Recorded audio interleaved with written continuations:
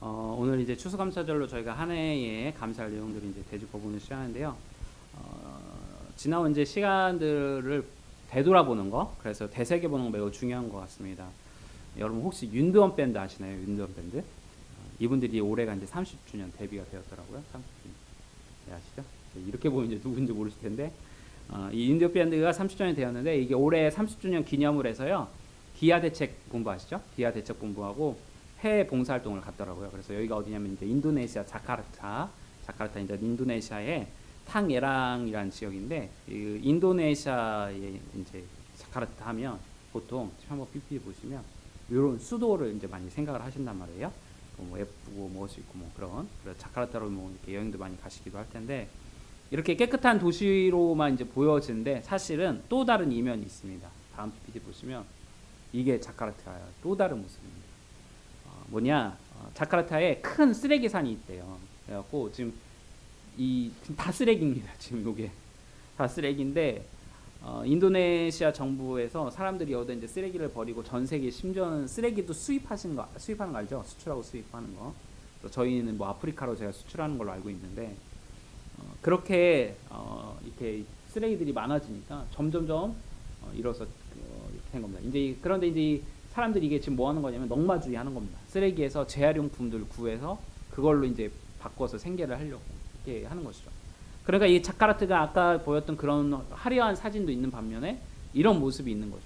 그런데 바로 이곳으로 이제 윤도현 밴드랑 기아대책본부 사람들이 이 사람들한테 이제 가서 간 겁니다. 그러니까 쓰레기를 그냥 안고 계속 사니까 얼마나 위생이 안 좋고 하겠어요. 미얀마 갔더니 미얀마도 역시 이렇더라고요. 그런 상황입니다. 그리고 물도 이 쓰레기 나오는 그냥 그 물 그냥 마시고, 그러니까 당연히 건강이 안 좋아질 수밖에 없겠죠. 그래서 이번에 인도현 밴드 멤버들이 기아대책 사람들과 또 현지 선교사님들, 대부분 이런 일들을 하시는 분들은 선교사님들이 주예요. 네. 자카르타 현지의 이제 선교사님 또는 교인들이 이분들을 도와주고 식사 이렇게 만들어서 도시락 배달하고, 우리 교회도 이제 했었잖아요. 도시락 배달하고 그런 역할을 하는데, 이번 해외 봉사를 역시 같이 가게 된 겁니다. 그 중에서 저는 이 윤도현 밴드 중에서 이 박태희 씨라는 이분을 한번 소개하려고 해요. 윤도현 밴드가 처음에 생겼을 때요, 크리스찬은 이 박태희 집사님 혼자였어요. 멤버가 이제 4명인데 박태희 집사님 혼자 이제 크리스찬이었어요. 그는 15년간 나머지 멤버들을 전도하기에 부단한 노력과 기도를 했던 것입니다. 초창기에는 또 자신의 실력이 부족하고 또 멤버들과 생활 방식이 당연히 다를 수밖에 없죠. 여기는 이제 혼자 크리스찬이고 나머지는 다 크리스찬들이 아니니까, 또 락하는 사람들은 그 아시잖아요. 그 락스피드에서 막 그런 어떤 그런 그런 삶이 자신의 생활 방식과 가치관이 너무 차이 나니까, 하나님 저 윤도 밴드 그만두고 싶습니다. 제가 왜 여기 있어야 될까요? 막 그렇게 기도를 하셨대요. 그런데 그렇게 기도할 때마다 하나님이 이 박태희 집사님에게 해주실 마음은 너가 있어야 할 곳이 여기야. 계속 그런 마음을 주시더라는 거예요. 그래서 한 번은 너무 이제 이런 게 힘드니까, 갈등이 있으니까 하덕규 집사님 아시죠? 가시나무새 만든 선배님이니까 하덕규 집사님한테 가서 이제 고민 상담을 한 거죠. 제가 이 윤도현 밴드 계속 해야 될까요? 그랬더니 이제 집사님이 너가 그곳에 머무를 가치가 있다, 그렇게 얘기를 하시더래요. 그래서 박태희 집사님은 하덕규 집사님의 조언이 자기가 기도했을 때 하나님이 자기에게 주시는 마음하고 같아서, 이건 하나님이 정말 나에게 원하시는 것인가 보다, 그러면서 버텼대요. 그리고 이번에 30년 때 이번에 이제 기아대책본부에서 그 자카르타 가면서 인터뷰를 한 거예요. 하면서 약간 눈물을 어기면서 이 박태희 집사님이 이렇게 30년이 지난 지금 아시는 것처럼 윤도현 씨 집사님 되신 거 집사님 거 아시죠? 전도에서 윤도현 씨를 집사로 만들고, 또 그 멤버들과 전체로 이렇게 빈민총회 와서 주님의 이름으로 봉사를 하는, 그렇게 하시는 그 상황을 보면서 내가 윤도현 밴드 그만두지 않기를 정말 잘했고, 이렇게 하기 위해서 하나님께서 버티게 하셨구나, 그런 고백을 하셨다는 것입니다. 그런데 이 박태희 집사님이 곡들을 많이 썼거든요. 기도하면서 크리스찬으로서 이제 곡을 쓰는데, 여러분들도 잘 아실 것 같기도 하고 뭐 모르시는 분은 모르겠는데, 나는 나비라는 노래, 윤도현 밴드 대표적인 노래거든요. 바로 이 박태희 집사님이 쓰신 거예요. 한번 보실까요? 신앙 고백인데, 이 노래는 믿지 않는 많은 팬들한테도 많이 이렇게 감동이 됐잖아요. 근데 이 자카르타에 갔더니 그 아까 아이들이 이 노래를 부르더라고요. 이 노래를. 네, 정말 가사는 이래요. 내 모습이 보이지 않아, 앞길도 보이지 않아, 나는 아주 작은 애벌레, 살이 터져 허물 벗어 한 번 두 번 다시, 나는 상처나는 많은 번데기. 추운 겨울이 다가와 힘겨울지라도 몰라. 봄바람이 불어오면 이제 나의 꿈을 찾아 날아. 거미줄을 피해 날아. 꽃을 찾아 날아. 사마귀를 피해 날아. 꽃을 찾아 날아. 꽃들의 사랑을 전하는 나비, 날개를 활짝 펴고 세상을 자유롭게 날 거야. 노래하며 춤추는 나는 아름다운 나비, 날개를 활짝 펴고 세상을 자유롭게 날 거야. 노래하며 춤추는 나는 아름다운 나비. 신앙인으로서의 그 모습을 쓴 거죠. 오늘 우리가 살피게 될 인물 역시 이 노래의 모습과 흡사합니다. 우리 말씀의 제목 오늘 나는 번데기 에벌레인데 바로 에벌레인 모습 가운데 있는 모세, 우리 지난주에 살폈던 이 모세를 한번 이어서 살펴보려고 합니다. 모세는 자신의 힘으로 이스라엘 백성들을 구하려고 했어요. 그리고 사람을 죽였습니다. 그러나 그 사실이 발각되자 어떻게 해요? 그는 광야로 도망갔습니다. 그리고 그는 40년 동안 고통 가운데 있는 이스라엘 백성들을 모른 채하며 살았습니다. 그런 그에게 하나님이 오늘 찾아오셨고 소명을 주셨습니다. 그래서 출애굽기 3장은 모세의 사명장으로도 유명합니다. 그럼 지금부터 이 에벌레와 같은 모세를 하나님이 어떻게 부르시고 그 과정을 살펴보면서 우리에게 주시는 메시지, 신앙의 교훈은 무엇인지 살펴보도록 하겠습니다. 애굽 왕자였던 모세는 양떼를 기르는 목자로 전락해 버렸습니다. 그는 평상시 양떼를 치듯 오늘도 양떼를 치고 있었습니다. 그는 광야 서쪽, 그러니까 애굽이 서쪽이고요. 미디안 광야는 동쪽이에요. 정반대에서 살고 있었는데 애굽 쪽으로 지금 서쪽으로 양떼를 몰고 하나님의 산 호렙에 모세가 이르게 된 겁니다. 하나님이 계신 곳에 이르자 모세의 눈에 신기한 일이 벌어졌어요. 우리 한번 보시면 PPT에 이 떨기나무, 이게 이제 그 호렙산에 있는 떨기나무예요. 실제로 이 떨기나무가 불이 붙었는데 타지 않는 겁니다. 타지 않고 있어서 나무가 타야 되는데 타지 않고 있으니까 모세가 어떻게 해요? 신기했던 거죠. 그래서 가까이 갑니다. 그런데 타지 않고 신기하구나. 그거 구경하고 다시 자기의 길로 가려고 돌이켰어요. 그런 후에 그가 그냥 구경하고 자기 길로 가려고 하다가 말씀 3절에서 뭐라고 했냐면 내가 돌이켜서 다시 이 광경을 봐야 되겠다 라고 하면서 이 큰 광경을 보겠다 말하고 돌아옵니다. 이 떨기나무에게 다시 돌아온 거예요. 40년 동안 아무 일 없이 변화 없이 그냥 광야에서 목장 운영하면서 목자로서의 삶을 살다가 이 신기한 장면, 다시 말해서 평상시의 평범한 일상을 깨어뜨리는 순간 그는 돌이켰다라고 성경에서 말하고 있어요.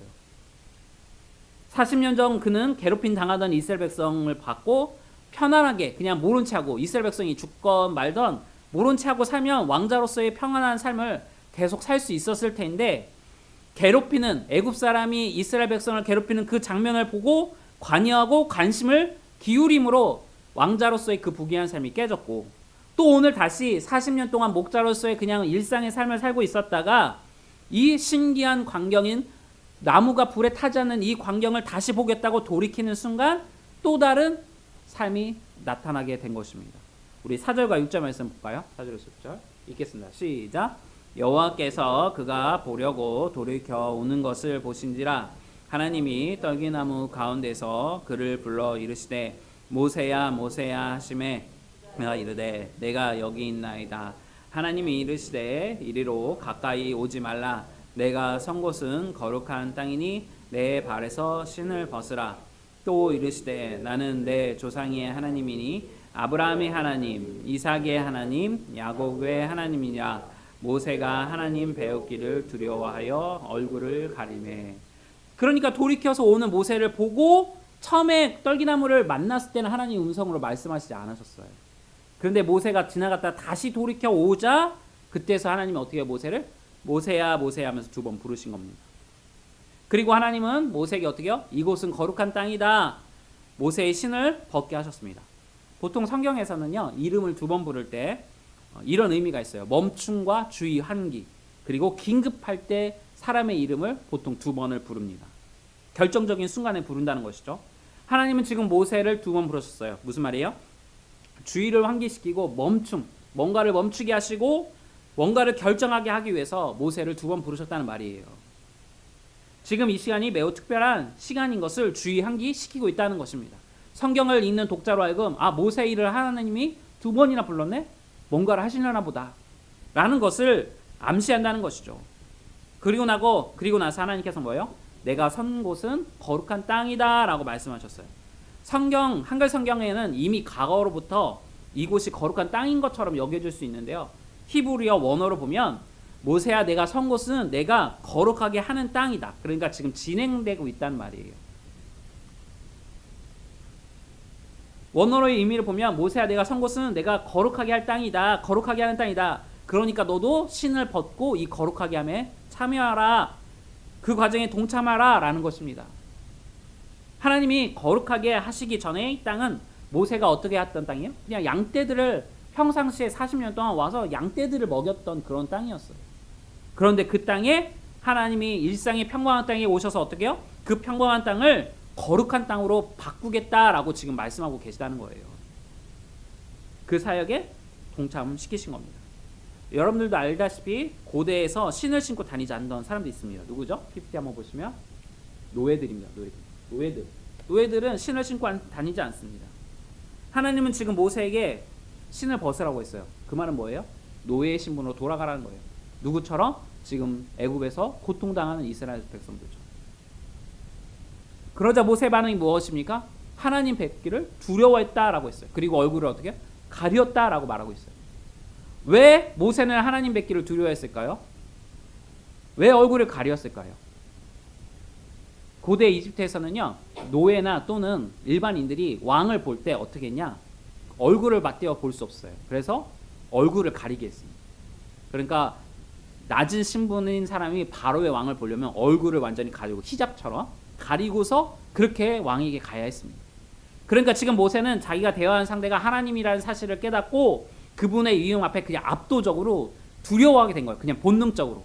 마치 이렇게 사자나 곰이 이렇게 소리를 치면 사람이 이렇게 언다고 하더라고요.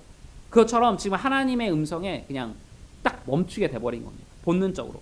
그리고 얼굴을 가리운 것입니다. 그런 모세를 보고 하나님이 7절부터 10절까지 말씀을 하시는 거죠. 제가 읽겠습니다. 여호와께서 이르시되 내가 애굽에 있는 내 백성의 고통을 분명히 보고 그들이 그들의 건독자로 말미암아 부르짖음을 듣고 그 근심을 알고 내가 내려와서 그들을 애굽인의 손에서 건져내고 그들을 그 땅에서 인도하여 아름답고 광대한 땅, 젖과 꿀이 흐르는 땅, 곧 가나안 족속, 헷 족속, 아모리 족속, 브리스 족속, 히위 족속, 여부스 족속의 지방에 데려가려 하노라. 이제 가라. 이스라엘 자손의 부르짖음이 내게 달하고 애굽 사람이 그들을 괴롭히는 학대도 내가 보았으니 이제 내가 너를 바로에게 보내어 너에게 내 백성 이스라엘 자손을 애굽에서 인도하여 내게 하리라. 지난주 살폈던 내용이죠. 하나님께서는 백성들의 고통을 어떻게 해요? 들으시고 보시고 아시고 기억하사 돌보셨다라고 설명드렸습니다. 그 내용을 다시 어떻게 해요? 모세에게 말씀하시는 겁니다. 그리고 자신의 계획을 설명하시면서 내가 이스라엘 백성 구할 텐데 네가 좀 가서 나의 대리자가 되어라. 그러면서 모세에게 소명을 주세요. 하나님을 대신해서 모세 너가 가서 애굽 사람의 손에서 이스라엘 백성을 구하라 라고 명령을 하자. 11절 말씀 이렇게 합니다. 같이 읽을까요? 읽겠습니다. 시작. 모세가 하나님께 아뢰되 내가 누구이기에 바로에게 가며 이스라엘 자손을 애굽에서 인도하여 내리까. 내가 누구이기에 갑니까? 저는 못 갑니다. 모세는 거절합니다. 그러자 하나님은 반드시 내가 너와 함께 하겠다. 두려워하지 말아라. 그리고 나의 이름은 여호와 스스로 있는 자다라고 말씀해 주시고 너희 조상들이 경험하고 했던 그 하나님이라고 설명을 해주세요. 그러면서 오늘 이야기가 끝을 맺습니다. 그리고 다음 주에 살필 사전에서 모세는 여전히 계속 저 못 가겠습니다. 거부를 하는 것이죠. 이제 말씀을 정리해 볼게요. 오늘 우리 출애굽기 3장은요. 모세의 소명장으로 다음 주에 살필 사전까지 계속 이어집니다. 대부분 목사님들은 이 본문 설교를 이렇게 설명하는데 모세의 입장에서 설교를 하세요. 그런데 저희들이 지난주에도 말씀드렸듯이 우리들이 요게벳의 그 감정에만 머물러서는 안 되고 요게벳을 통하여 하나님이 모세를 통하여 자신의 관점, 나는 이런 마음으로 지금 이야기하고 있다. 너희들의 이렇게 내가 말하고 싶은 것들을 전하고 있다라는 것을 우리가 살펴야 된다고 말씀드렸어요. 그러니까 모세가 목자로 살다 결국 하나님이 종이 되어 애굽에 가서 애굽에서부터 이스라엘 백성들을 하나님 말씀대로 구출하는구나. 그것이 오늘의 말씀의 주안점이 아니라 하나님이 모세에게 그 과정 가운데 어떤 말씀을 하시는지, 주옥 같은 그 말씀들이 우리 신앙에 어떻게 다가와야 되는지를 묵상해야 된다는 것이에요. 출애굽기 3장을 읽을 때마다 떨기나무 또는 거절하던 모세만 볼 것이 아니라 모세를 하나님이 어떻게 설득하시는지, 곧 그 설득의 과정이 누구를 향한 거예요? 여러분들을 설득하시고 저를 설득하게 하시는 거예요. 그 말씀들을 기억해야 합니다. 왜냐하면 하나님은 어떤 마음으로 지금 이스라엘 백성을 구하고자 하는지, 그 마음이 곧 우리를 향하신 마음이시고, 그리고 처음 만난 모세에게 하나님은 자신을 소개하시는데 그 하나님이 어떤 하나님인지를 우리가 알아야 온전히 우리가 하나님을 잘 믿고, 우리가 고난과 고통 가운데서도 우리가 하나님께 대한 원망을 하지 않고 하나님은 이런 분이구나 하면서 온전히 섬길 수 있기 때문입니다. 하나님은 전혀 그런 분이 아니신데도 불구하고 우리는 혼자 생각해서 하나님을 상상 속에 우리가 생각하는 신으로 만들어서 오해할 때가 많다는 것이에요. 그래서 하나님을 바로 알아야 한다는 것이죠. 그럼 지금부터 정리하면서 살피겠습니다. 두 가지인데요. 첫 번째로 지난주 내용과 일치하는데요. 오늘 말씀에서도 보면 반복적으로 등장하는 단어가 있습니다. 한번 PPT 보실까요?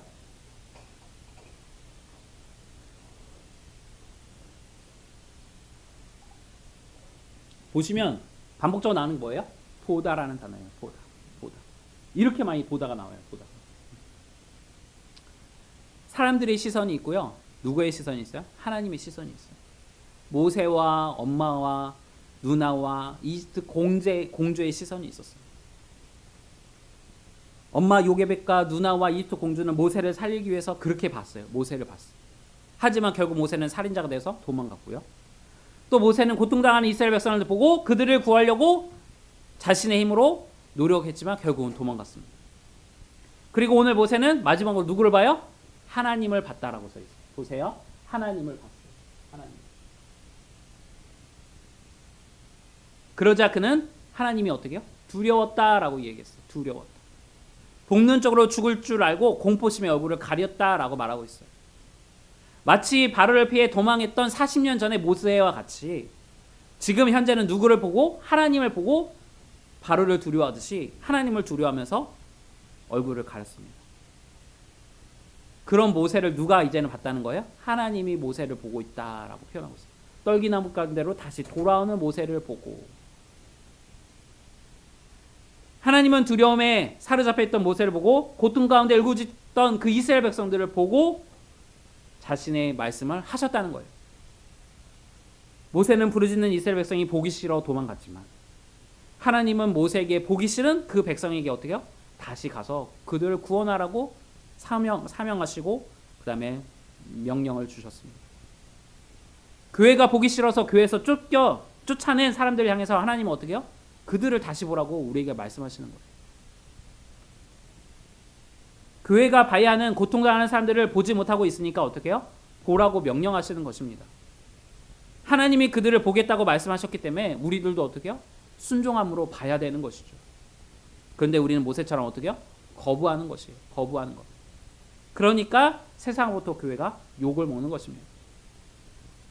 두 번째로 모세는 말합니다. 우리 다시 11절 말씀 읽을까요? 시작. 모세가 하나님께 아뢰되 내가 누구이기에 바로에게 가며 이스라엘 자손을 애굽에서 인도하리니. 하나님, 제가 누구이기에 그들을 보라고 하시고 그들에게 가라고 하십니까? 저는 제 살기도 힘든데, 저는 지금 이제 바로의 왕자도 아니고 그냥 평범한 목동입니다. 목자입니다. 그런데 하나님은 어떻게 하셨죠? 하나님은 모세의 이름을 몇 번 부르셨다고요? 2번 부르셨어요. 2번. 그리고 나서 하나님은 하나님 자신이 누구라고요? 여호와 나는 스스로 있는 자다라고 말씀하셨어요. 지금 모세는 지금 11절에서 제가 누굽니까? 이 표현을 쓰잖아요. 이 표현은 자신의 이름을 불러서 하는 소리인가요? 그것이 아니죠. 자신의 정체성에 대한 부인이잖아요. 하나님, 제가 왜 손해보고, 하나님, 제가 왜 그 길을 가야 합니까? 저 애굽으로 다시 돌아갔다면 죽습니다. 하나님, 우리 교회가 왜 가야 합니까? 하나님, 우리 식사장로교회 형편도 안 좋고 정말 힘든 일만 생기고, 그런데 왜 우리 교회가 도와야 하죠? 왜 우리 교회가 미얀마 선교 가야 하나요? 이렇게 말하고 있는 것입니다. 그런 우리들을 향해서 하나님이 어떻게 하셨다고요? 식사교회야, 식사교회야. 2번 부르셨다는 겁니다. 이게 무슨 의미라고 했죠? 멈춤과 환기, 긴급함의 의미. 더불어 이스라엘에서는요, 한 번은 원급, 두 번은 비교급이에요. 무슨 말씀이냐? 하나님이 모세를 한 번 부르실 때는 바로 애굽 왕자로서의 모세를 부르신 거고요. 지금 두 번째 부른 건 뭐예요? 현재 목자인 모세를 부른 거예요. 과거의 모세와 현재의 모세 비교하게 하시는 겁니다. 과거의 모세는 자기가 힘 있을 때는 바로의 왕의 신하였지만 자기의 힘으로 뭔가를 할 수 있을 것 같은 그 위치에 있었지만 지금의 모세는 내가 선 곳은 내가 거룩하게 하는 나의 영토. 그냥 너는 목자일 뿐이지만 이 땅에서 너는 양떼를 키웠지만 나는 지금 이곳을 어떻게 해요? 나의 나라, 나의 영토로 지금 바꾸고 있다. 그리고 그 땅에서 너의 신을 벗어라. 무슨 말이에요? 신을 벗는 게 아까 뭐라고 했죠? 종이라고 했잖아요. 이제 너는 바로의 종이 아니라 누구의 종? 나의 종이다. 그 말씀이에요. 그러니까 너는 이제 바로의 신하가 아니고 바로의 왕자, 애굽의 왕자가 아니라 하나님 나라의 신하고 나의 종이라는 것이죠. 그것을 비교하라는 것입니다. 우리는 과거에 죄의 종이었습니다. 세상의 종이었습니다. 하지만 이제는 세상의 말에 순종하는 것이 아니라 누구의 말씀에 순종해야 됩니까? 하나님의 말씀에 순종해야 됩니다. 이것이 하나님 제가 누구이게라는 그 정체성에 대한 그 의문에 대한 대답입니다. 더불어 내가 누구이게 그 질문에 하나님은 하나님의 정체성, 나는 스스로 있는 사람이다, 스스로 있는 신이다 라고 표현하고 있어요. 우리 PPT 한번 볼까요? 없나요? 네. 이 스스로 있다는 표현이 뭐냐? 존재론적인 의미가 아니에요. 그러니까 우리 한글 성경을 보면 예를 나오네요. 스스로 12절 한번 보세요. 네, 이렇게 있죠? 14절. 스스로 있다라고 표현을 이렇게 보면 우리는 그냥 존재하고 있구나라고 설명을 이해를 할 수 있는데 히브리 원문을 보시면 미완료라고 써 있어요. 무슨 말이냐? 우리는 보통 완료면 내 존재가 여기 있다, 딱 완료가 된 상태여야 되잖아요. 이 공간에 있다라는 표현을 이해하면. 근데 그 표현이 아니라 쉽게 말하면 우리 예를 들어볼게요. 우리 어린 아이들은 지금 어른이 되어가고 있는 상태잖아요. 나는 지금 무엇이 되어가고 있다. 이것이에요. 이해가 되시나요? 그러니까 하나님 지금 스스로 있다는 말은 존재한다는 표현이 아니라 나는 너희 고통 속에서 너희 구원 속에서 내 스스로 어떻게요? 그 가운데 있는 신이다라는 뜻이에요. 이거를 이제 신학적 용어로 인카네이션, 성육신이라고 해요. 무슨 말이냐? 예수님은 신이신데 고통당하는 우리에게 스스로 자발적으로 이 땅 가운데 육신을 갖고 오셨어요. 지금 지구에 오셨다.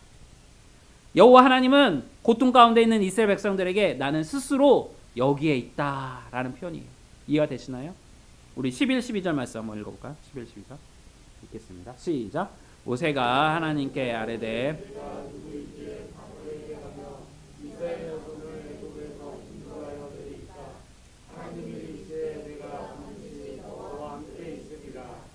아멘. 함께 있으리라. 이 표현인 거예요. 스스로 나는 내가 자발적으로 스스로 지금 이렇게 있다.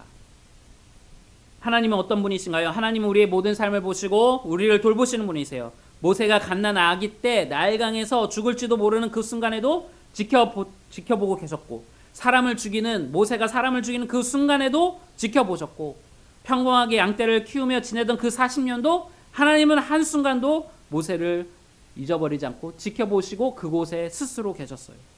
우리가 고난에 있어도 위험에 놓여져 있어도 우리가 죄를 짓는 그 순간에도 하나님은 우리를 지켜보고 계시고 그 자리에 스스로 하나님은 계시다는 것입니다. 동고동락하시는 분이세요. 하나님이 우리와 함께 하시기 때문에 우리가 이 개척교회를 힘있게 세워나갈 수 있다는 사실을 잊지 마시기 바랍니다. 이제 말씀 마치겠습니다. 25년 추수감사절 우리는 두 가지를 감사했으면 좋겠습니다. 우리를 늘 지켜보고 계시는 하나님, 또한 우리와 늘 함께 하시는 하나님, 그 하나님을 오늘 말씀을 통해 깊이 느끼시고 그리고 경험하셔서 하나님의 은혜와 감사가 넘치는 저와 여러분들 되기를 주며 축복합니다. 우리 같이 찬양하겠습니다.